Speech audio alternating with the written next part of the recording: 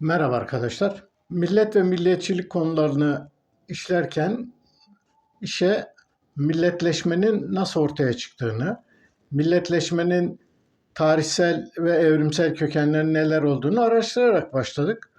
Bu konuda değişik ve somut bazı milletleşme örneklerinden hareketle milletleşmenin ilk olarak nerede başladığını ya da milletleşmenin ne olup olmadığına ilişkin görüşleri tartışabilmek için kendimize sağlam bir zemin oluşturmaya çalıştık. Şimdi dikkat ederseniz değişik unsurlardan yola çıkarak yani millet denilen olgunun bileşenlerini oluşturan değişik öğelerin, örneğin işte toprak birliğinin, etnik kökeninin, dil birliğinin, dinin, toplumsal yaşamdaki ekonomik yaşam birliğinin ve tarihsel kökenlerin ne kadar önemli olduğunu, fakat bunların birinin veya birkaçının belli milletleşmeleri açıklamak bakımından önemli olmakla birlikte bazı milletleşmeler örnekleri bakımından hiçbir anlamlarının olmadığından söz ettik.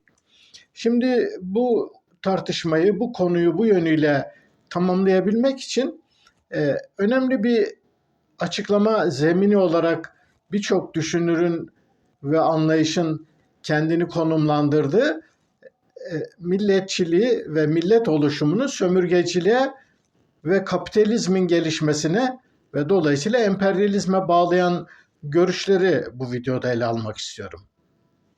Yani gerçekten ilk milletlerin Batı Avrupa'da ortaya çıkıyor olması ve ilk millet olarak adı anılan ülkelerin önemli bir kısmının Hollanda ve İngiltere başta olmak üzere Avrupalı sömürgeci ve emperyalist güçlerin milletleşmeleri ilk olarak tamamlayan ülkeler olması bazı çevrelerde kolaycı bazı yargılara yol açtı.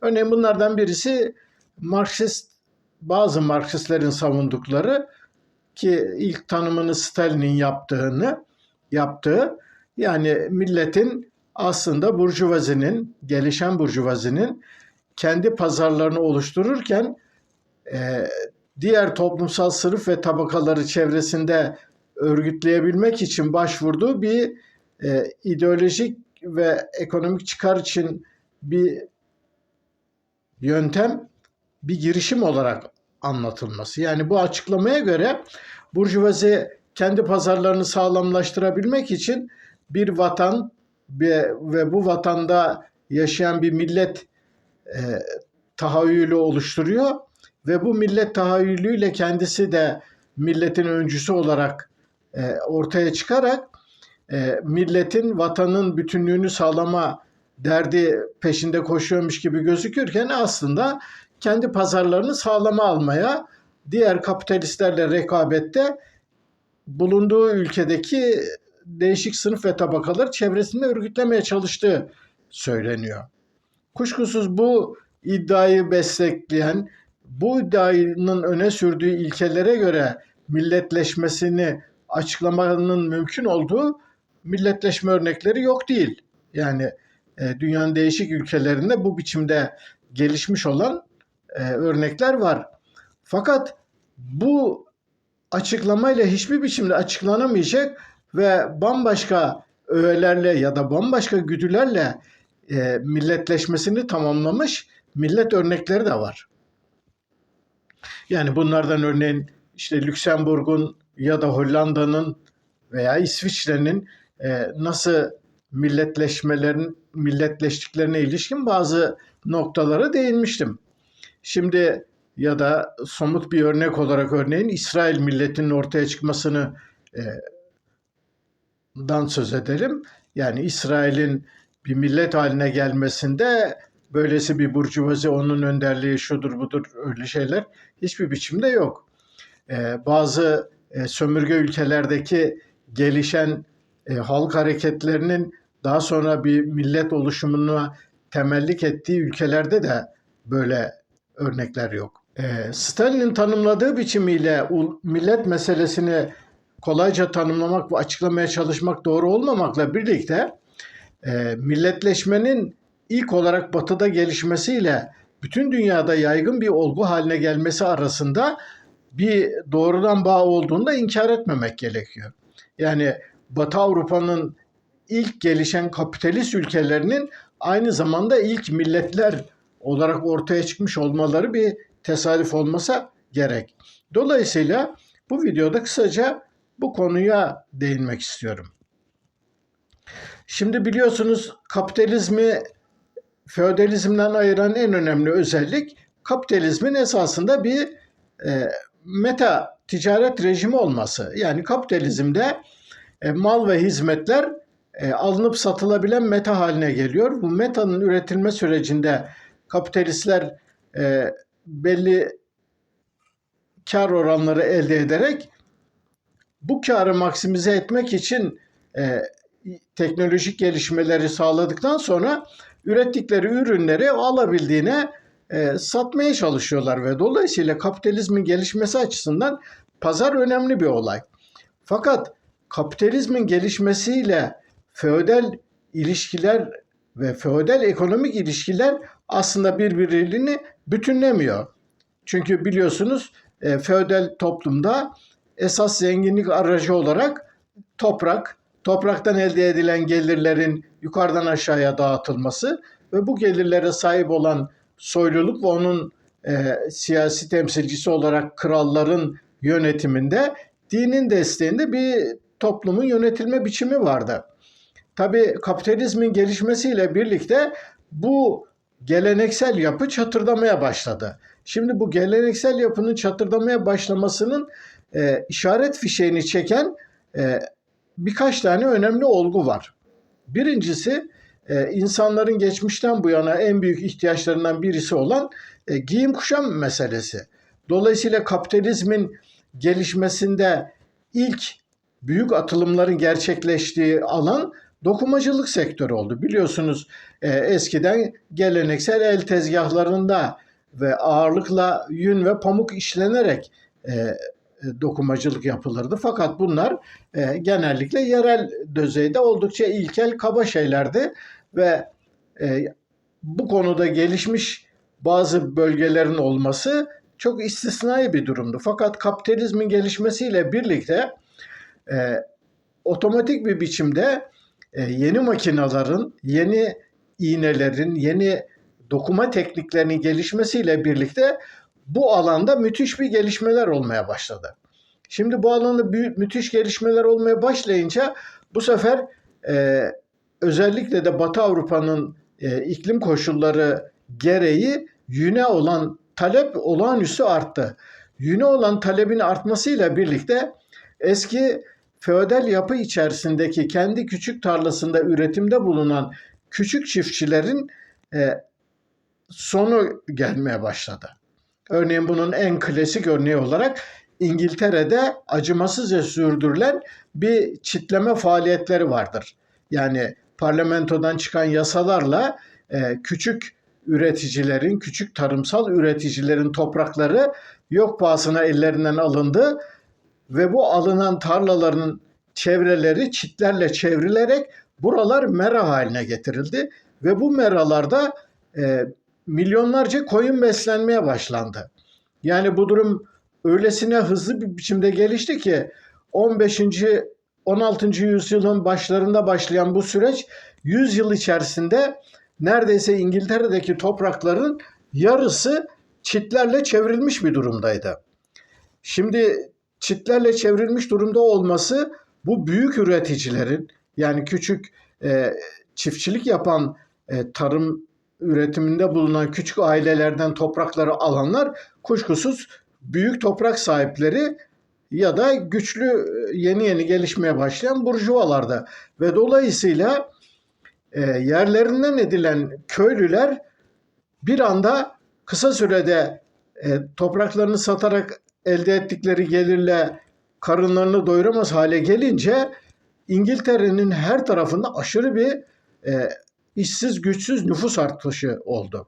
Ve bu nüfus artışının sonucu olarak toplumsal huzursuzluk, hırsızlıklar, işte yasa dışı işler, çalma, çırpma, adam öldürme bir çığ gibi ülkenin her yanına sardı. Yani ve İngiltere'de buna bağlı olarak bu hırsızlıkla mücadele için çok acımasız yasalar çıkarıldı. Yani birilerinin hırsız olduğundan şüphelenildiğinde, suçüstü olduğunda ya da birilerinin tanıklığıyla hırsızlığı sabit olan kişiler hiç sorgu sualsiz hemen alelacele yargılanarak yol kenarlarında idam edilmeye başlandı. Yani bunların sayısı bir dönem öylesine artmıştı ki bir yıl içerisinde yüz binlerce insan sırf küçük hırsızlık nedeniyle idam ediliyordu. Şimdi bunlar öyle bir afaki şeyler değil. Örneğin Ütopya akımının başlatıcısı olarak anılan Thomas More'un Ütopya kitabında bu süreç ayrıntılı olarak anlatılır. Yani Thomas More çiftçilerin topraklarına nasıl el konulduğunu, bu topraklardan sürülen çiftçilerin yaşam süremez hale geldiklerini ve kentlere doğru akın ettiklerini, kentlerde iş bulamadıkları için çok zor durumda kaldıklarını, en küçük bir hırsızlık ya da bir olaya karışmaları durumunda bu insanların acımasızca idam edildiklerini uzun uzun kitabında anlatır. Yani buna ilişkin İngiltere tarihinde çok çarpıcı belgelenmiş kayıtlar var. Hatta bu iş o kadar şeydi ki sözüm ona yufka düşünceli İngiliz kraliçesi Elizabeth'in bu asılan yol boyunda asılan hırsızları gördükten sonra ya ne kadar çoklar, ne kadar çoklar diye hayıflandığı söylenir.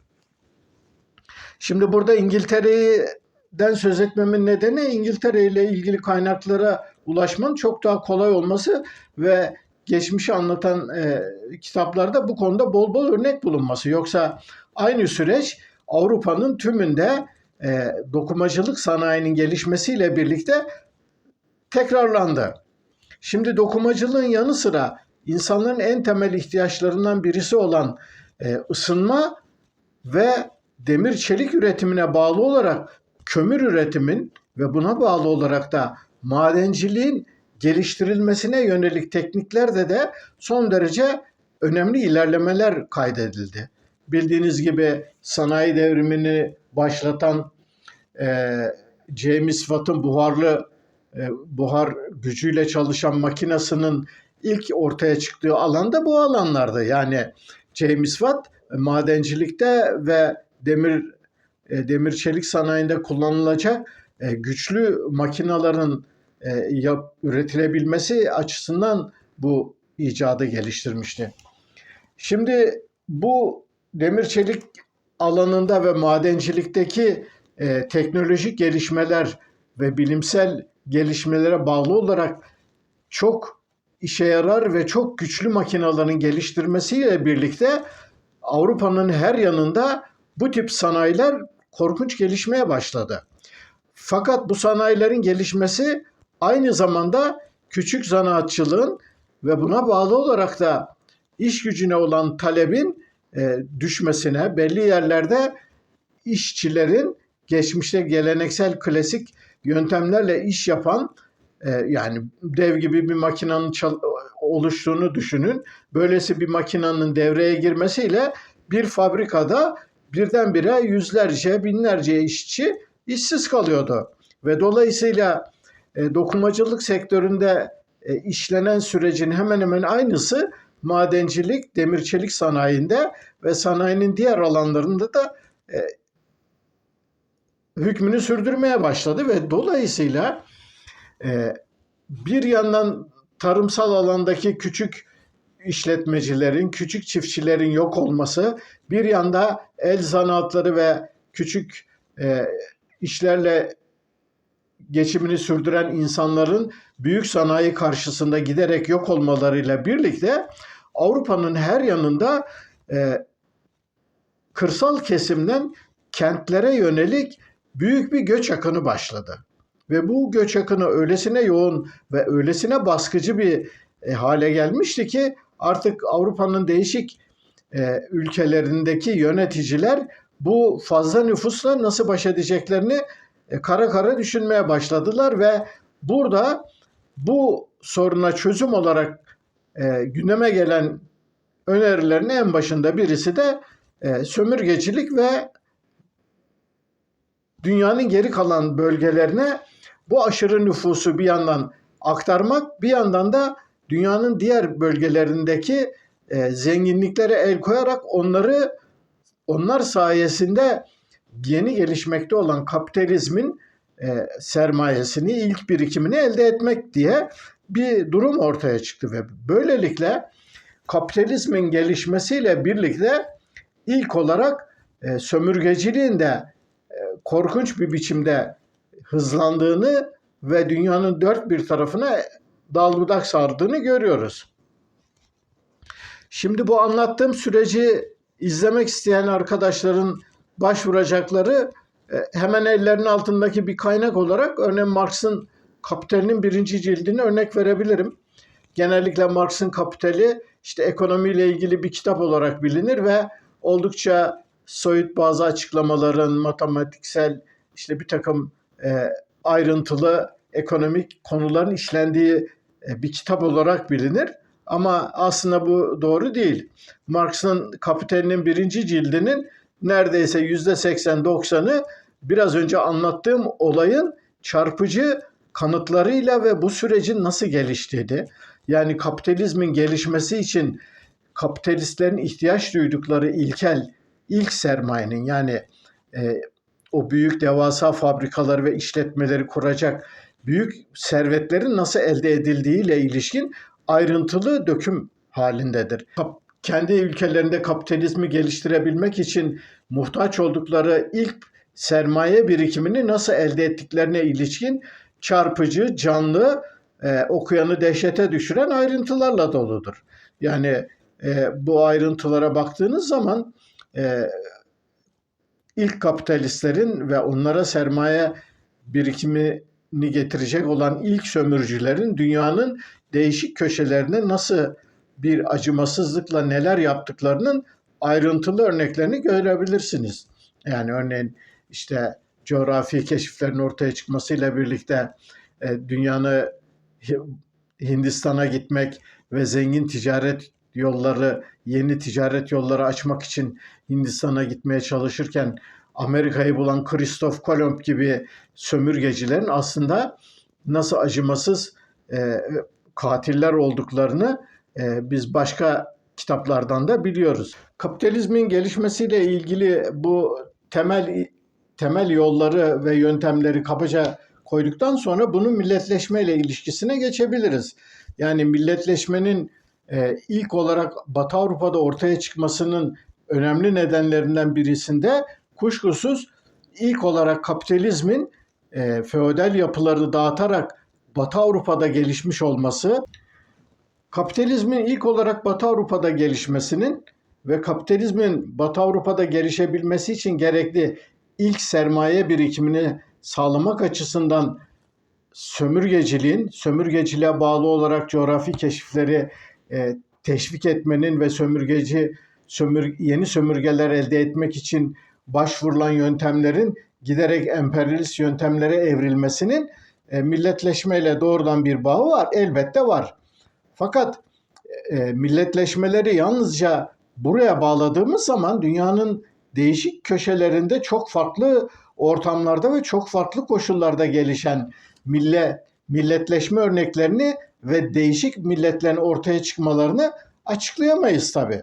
Dolayısıyla sonuç olarak ilk milletleşmenin ortaya çıkması için kapitalizmin Batı Avrupa'da gelişmesi ve buna bağlı olarak sömürgeciliğin gelişmesinin önemli olgular olduklarını ve ilk ve başarılı millet örneklerinin Batı Avrupa'da çıkmasını bu sürecin hızlandırdığını teslim etmemiz gerekiyor. Fakat bu süreç aynı zamanda başka dinamiklerle ve başka unsurların devreye girmesiyle birlikte bu sefer sömürge ve yarı sömürge ülkelerde emperyalistlere ve kapitalistlere karşı yerel halkların ve toplumların mücadele ederek farklı türden bir milliyetçilik ve milletleşme örnekleri sergilediklerini göz ardı edemeyiz.